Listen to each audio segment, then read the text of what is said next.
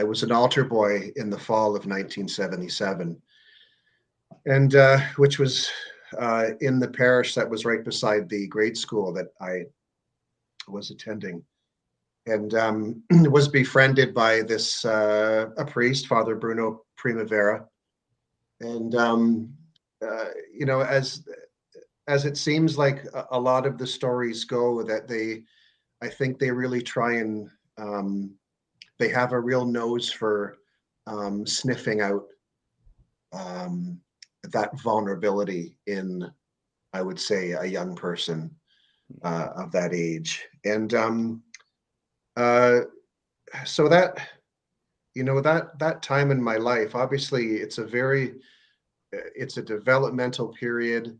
Um, uh, it had such a big impact as far as I was my home life at the time. I was like I had a great home life. It was a very loving home life, and um,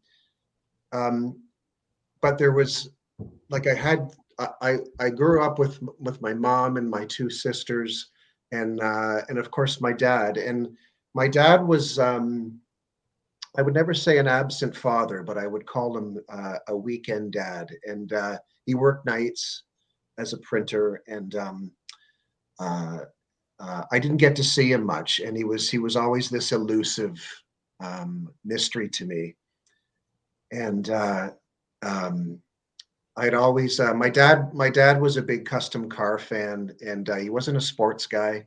I didn't grow up with sports, and I always chased him downstairs to the garage where his beloved 1932 Ford sedan was. So it was a very again, he was a mystery to me, but I ached for that connection. Um, so so those times that I did have with him were you know were such a had such an impact on me.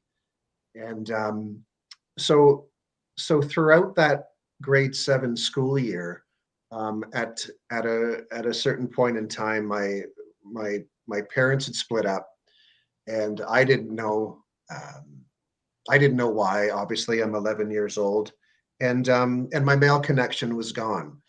So not that it's a bad thing, but I was left with my mom and my two sisters, which was great, and it was still a loving household. But that male connection, I really, um, it was a real absentness in me. It was that sort of uh, hole, one would say, in me. And so I found that in Bruno Primavera, being an altar boy. And, uh, you know, whatever he saw in me, whatever he sniffed out, uh, I will never know, but I know those guys have a real keen sense of whatever to do that. And of course, I loved the attention that he gave me. I mean, I see it now for what it was, and but it was a real. I mean, obviously, first of all, he's a father, father Mm. uh, Bruno Primavera, and so that just I latched onto that, and he was so kind to me and loving, and always a hand on the shoulder, and for a job well done, and again, I really have to reiterate that I see it for what it is and what it was then, and but I lapped it up.